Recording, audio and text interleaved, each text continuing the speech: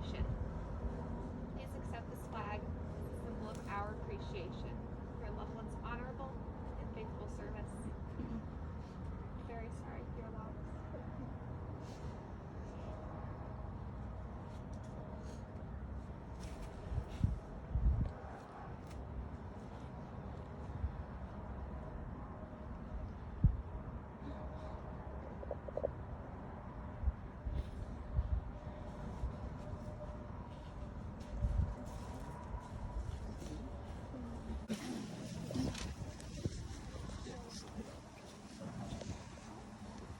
Folks, this does conclude the services here today.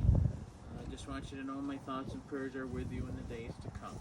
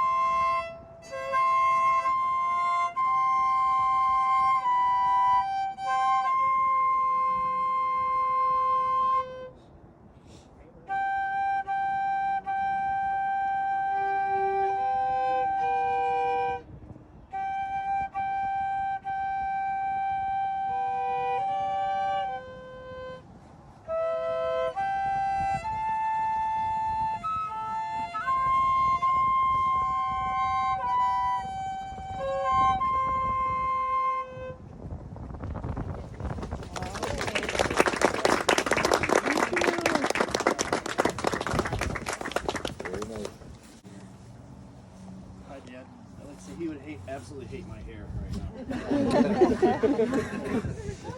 He didn't know my name. It's 9 months in November. Alright. So I've been wondering about this day for a while now. Dad, sadly it's felt like you've been gone for some time now. I'm just so glad that you didn't suffer and that you're at peace. It took me until I was about 12 years old to realize we probably didn't have much time together. You turned 62 that summer. A stranger wouldn't have known. One time when I was little, I asked you why you didn't look like a grandpa. You responded that you were a late bloomer. I had no idea what the hell you were talking about on my 24th birthday when I was blessed with my first armpit hair. What didn't take me until 12 to figure out was that I was blessed with an enormous, amazing, loving family. Who are all these other people calling you Dad? And Grandpa? I once asked Joyce if she was my grandma too. She reminded me of it every time I saw her with a warm smile and twinkling eyes. That's the kind of acceptance and love Maggie gave you since the start, and I'm so grateful. Dad was an incredible example of patience, kindness, love, and devotion to family. I'm walking, talking, handsome proof of that myself. And I consider myself a brave man, but think about this for a second. After having 11 beautiful kids with Joyce, and being 49 when Megan was born, you'd think you'd step back and say, hey, we did it. I'm gonna be 50 soon, no more kids. Wrong. He was the epitome of a family man. He was always very busy, but he never strayed from instilling morals in us and using every and any moment as an opportunity to teach us to be better. Somehow he was never too busy to support our interests, no matter how crazy or how insignificant they might seem. He always took us to church and prayed with us every night. He always made us breakfast. Poached eggs and toast. He loved to read to us. The Chronicles of Narnia were our favorites. He read a Mean Peter Rabbit too. He loved describing warm, cozy, snuggly scenes. He taught us real manners, family values, and to always respect our elders. Even when it wasn't easy, he taught me how to say sorry. I'm not perfect, Dad. Please know I'm trying to teach my children well. Thank you for giving me a blueprint. Lastly, thank you for being a wonderful example of tender love. My mom loves you so much. She wants you to know that she sat yesterday by your side for an hour and a half and sang all those songs that you guys loved through with her tears in her eyes. And please be patient, Dad. I want to keep my mom around as long as I can. Sorry. And I can't wait to see you again, Pop. I'm thankful for the promise that one day it will come. Amen. Way to go, Grandma. Pieces of us never truly give over to the earth, never truly part from this world. They live on in others. I see my father-in-law in so many of you, but personally I see him in my husband, in teeny ways, in everyday ways, wittily, musically, resourcefully, logically, thoughtfully. Let's not get started on the righteous anger. In ways that might go unnoticed had I not had an eye out for them. I feel truly blessed for the ways he has impacted Daniel, both nurture and nature intertwined. I think it's fair to say that all of the Gilroy children inherited that twinkly, crinkly at the corners, fall into the sea of your eyes type byline. When Irish eyes are smiling comes rolling through my mind when I think of so many of you. What a wonderful man he was. What a beautiful legacy he's left behind. Until we meet again, may the Lord hold you in the palm of his hand. The little birds trust God, for they go singing from northern woods where autumn winds have blown, with joyous faith their trackless pathway winging, to summer lands of song afar unknown. Let us go singing then, and not go sighing, since we are sure our times are in his hand. Why should we weep and fear and call it dying? 'Tis only flitting to a summer land.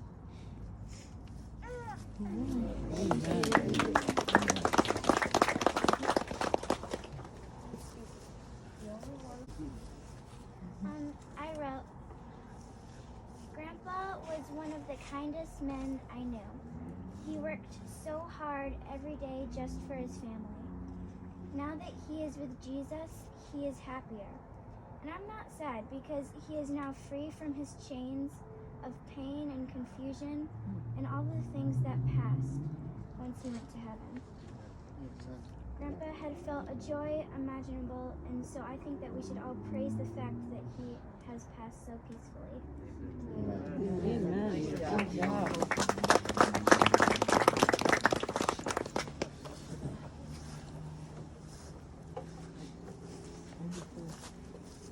My grandpa, William Gilroy. Speak up, Liam, honey. I can't hear My you. grandpa, William Gilroy. Even though I've only spent 13 years with him, he was a really good grandfather, and the first year he invited me to stay in his house. And I have a couple memories, and I would love it when he would play piano to us. And even when he was beginning a stroke, he could still play the piano. We would ask him to play this song and that song. And sometimes before and after his stroke, he would call me Honey Boy. And my dad calls me that sometimes. And now it makes me feel special because it makes me think about how much Grandpa's loved me. You are special.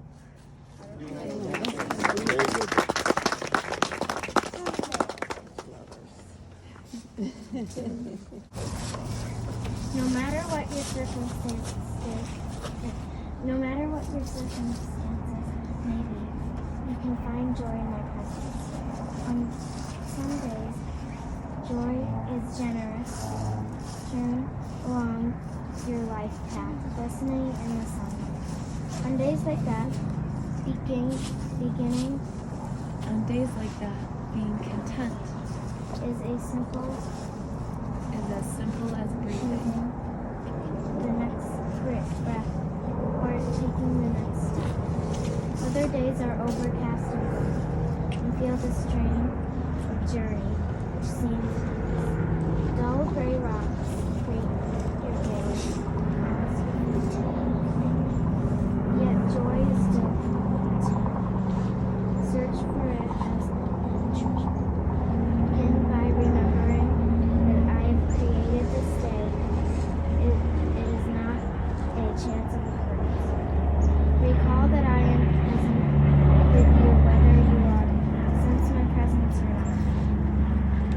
start talking with me about whatever is on your mind. Rejoice in the fact that I understand perfectly and that I know exactly what you are experiencing. As you continue communicating with me, you will gradually develop awareness of marvelous companionship and infuse joy and grace.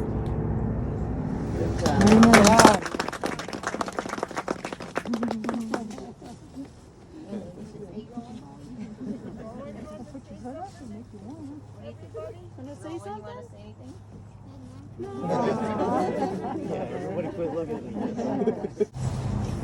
Anybody else that would like to say anything, you're more than welcome. If you're not comfortable, that's fine.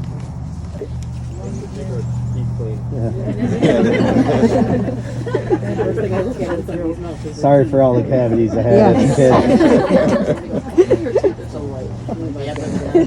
didn't know they were scared of the dentist, but you made it not scary at all. The gentlest dentist ever. I know I never used to like to go to the dentist either. That changed. He was so gentle. He was. Good job, Dad. Beautiful people here. Amen, Ben. I have one little thing to say. When I started getting interested in jazz, I love an audience.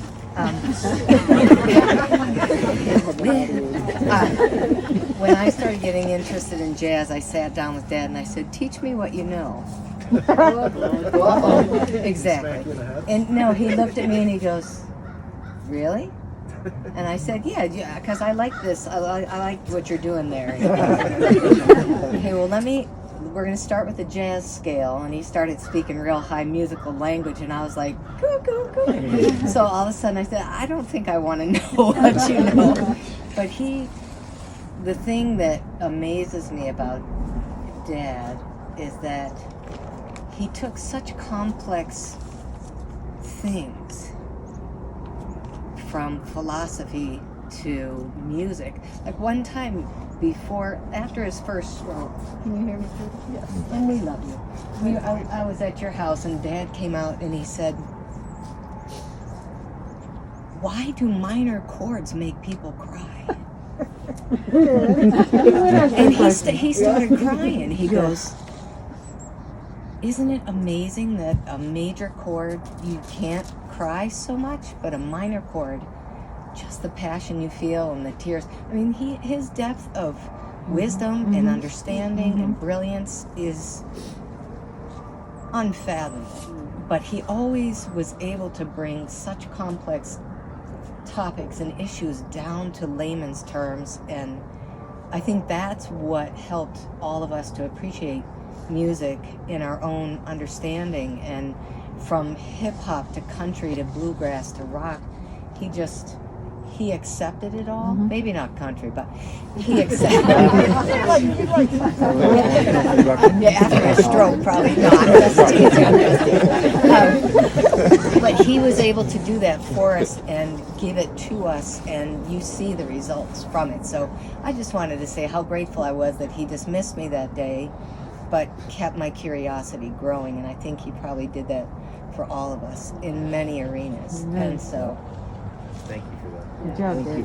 his legacy is going to be endless. It is. It is. Aunt Martha, I was listening to the songs by like Uncle Joe and Grandpa Gilroy, and this song came up, and you were the singer, the vocal. Should I apologize? You were wonderful. Thank you. Oh! Thank you, sweetie. I'm going to say one thing. Dad obviously was genuine and soft, and he was a man. He was the man. But he also scared the shit out of everybody. And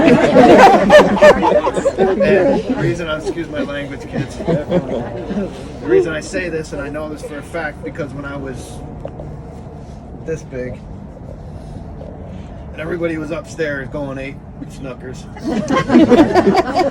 And I don't think I was in quite kindergarten yet. But I knew I was tired of everybody yelling and screaming. So I went into Mom's closet and I got a pair of Dad's shoes. And we didn't have carpet on the stairs then.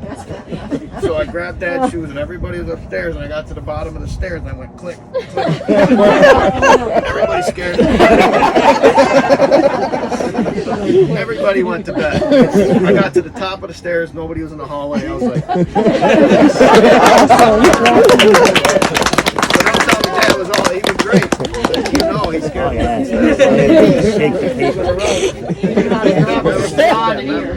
Right, Daniel? That's when everybody was living with us too. Everybody went, Dad's home. Yeah, you had many parties. Yeah. And if he called you Mr. or Miss before he said your name, you knew you were dead. Yeah, I was too young for all that. I didn't know. Yeah. Damn it to hell. Damn it to hell. When you knew the newspaper was going, I knew I had to stop running around that house. That's all I get to do. I've had about enough of you, mister. I've had about enough of you. Daniel, we talked about that. You know, it was the chin or the ear, and you're like, okay. Well, the beauty was he'd smack you before he even said a word. I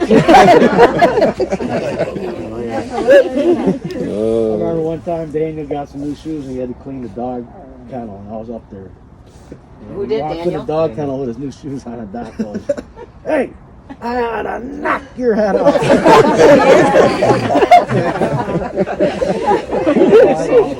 I never saw him upset, you know. I don't remember he used to take me for bicycle rides. I was regular when I was a little kid. He'd put me in the seat behind me and we'd go to the grocery store and grab stuff and we'd hop back in and we'd ride back in. This is when we lived in Cuba.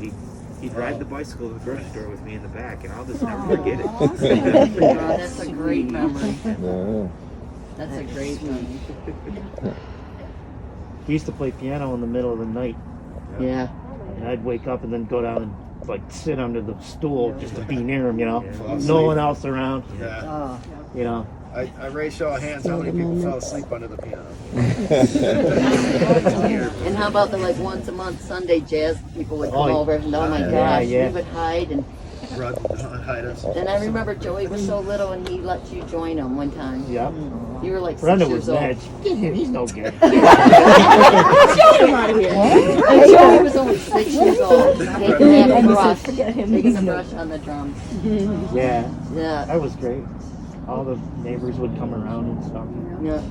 Well, I was telling Ann and Martha on our way up there that he used to call me Ning Ning, and I thought it was because I was so hyper, right? Because I did fly around.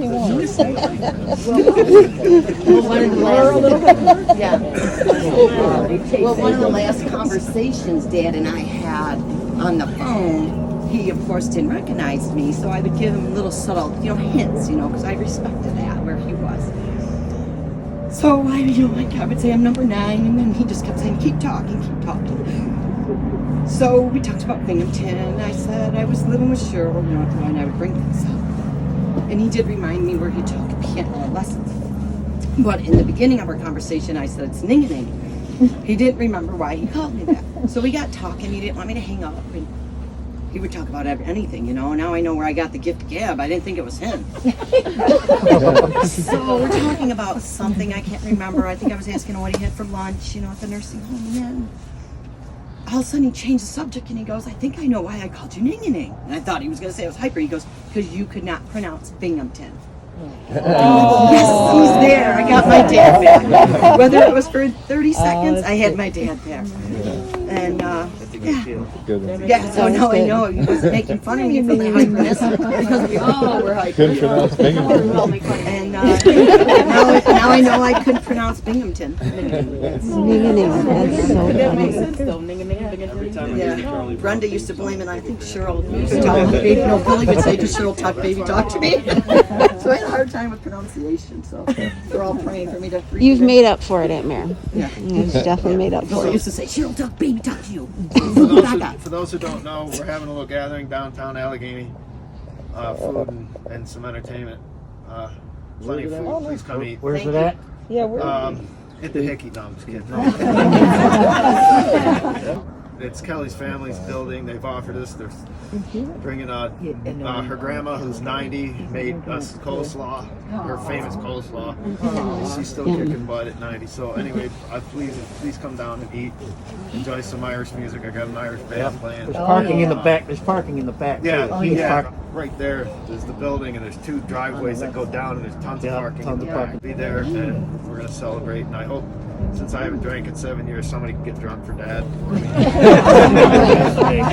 don't need alcohol. We don't need booze. Thank you so much. You never see anybody. You were the second wife, but you had him longer, and you told Mom when he turned 60, I think, or 70. I took a picture. I said, "Hey, the 2 wives of Dick, look here," and they were sitting together. And Mom goes, "I had him first," and Trudy goes, "I had him longer." He's holy. But let's sing "Happy Birthday" to Trudy. Happy birthday to you. Happy birthday to you. Happy birthday, dear Trudy. Happy birthday to you. We love you, Trudy.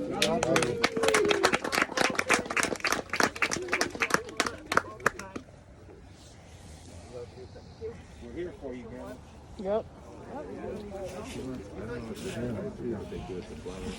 Love you.